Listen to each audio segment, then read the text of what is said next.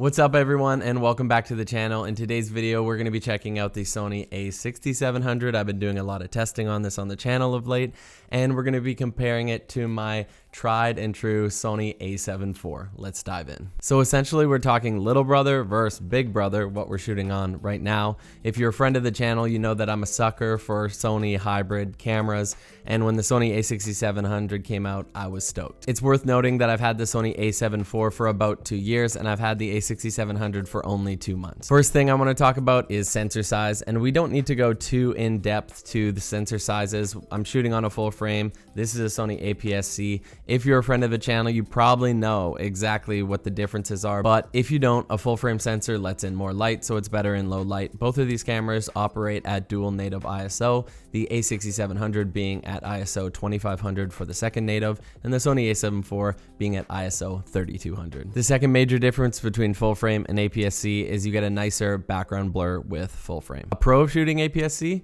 Well, you get a whole lot cheaper lenses like this Sigma 16mm 1.4. I got it on Marketplace for like 300 bucks. Point number 2, both of these cameras shoot in 4K 10-bit 422 color, and again, we don't need to get into the intricacies of that, but essentially, if you like color grading your footage, you're gonna want this, and both of these cameras have it. Number 3, we gotta talk about price, and this camera here comes in at $1,400 US, where the one I'm shooting on right now, the Sony A7IV, comes in at $2,500 US, so it is a substantial difference between these cameras in terms of price. Remember those cheap APS-C lenses too. If you're finding value in this video, it goes a really long way if you could just leave a like. 3, 2, 1. Thank you so much, and let's dive back in. It's worth noting that both of these cameras shoot at 4K 60 and at that 1.5 times crop on the full frame A7IV, and then you're forced into a crop with the A6700, so that's at a 1.5 times crop too. One thing that the A6700 has that the A7IV does not is that it has the ability to shoot 4K 120, and we'll have a look at some footage here.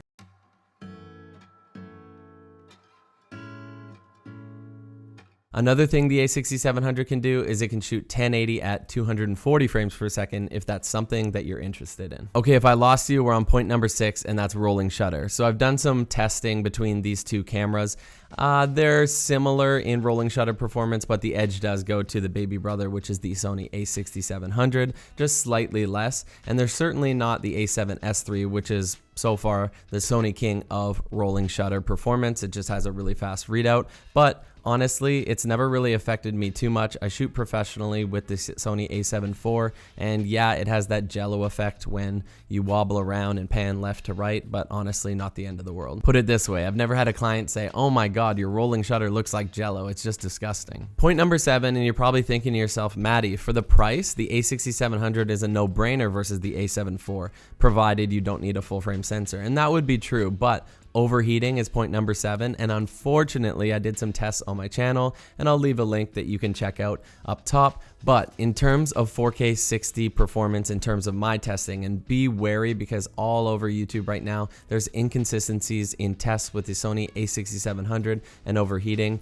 and that's normal. It's based on the firmware, we thought, but definitely on the climates and testing conditions that people are shooting. For me, I shot 4K 60, and I was able to get about 35 minutes on average with this one before it overheated. That's the A6700. And then I tried on the Sony A7IV, and overheating didn't happen. I had to shut off the recording at 1 hour and 20 minutes because I was going to run out of space. So if you're concerned about overheating, definitely the full frame A7IV. Just a side note, if you didn't watch my video, for all of the testing, my internal temp was set to high so it doesn't auto shut off, and my screen was open on both devices. While we're talking about downsides of the Sony A6700, unfortunately it only has one SD card slot. That is UHS 2, so faster speeds on those cards, and I have a V90 in here right now, and it's really good when I want to record that 4K 120. But on the Sony A7IV, this is where it's a little bit more professional because it has redundant recording, 2 SD card slots, they're both UHS 2, and then you can also use compact flash express type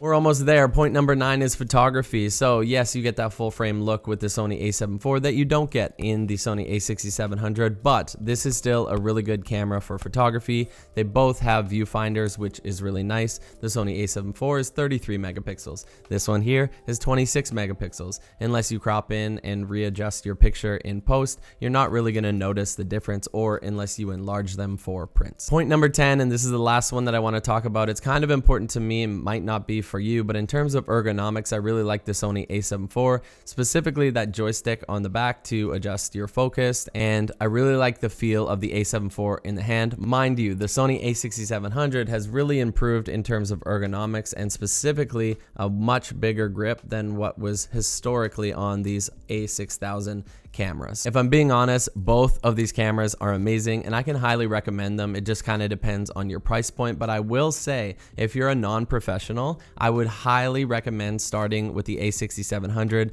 It does everything the Sony A7 IV does, but in some cases it actually does more. Unfortunately, there's the overheating, and if you don't need redundant recording and 2 SD cards, this is a crazy value. Go pick it up. But if you are a professional, don't, because I'm even considering selling it because I don't know if I can trust it on like a long 10-hour wedding day or something like that without the 2 SD cards, and I also worry about the overheating. Have a great day. Thank you so much for stopping in. Matty out.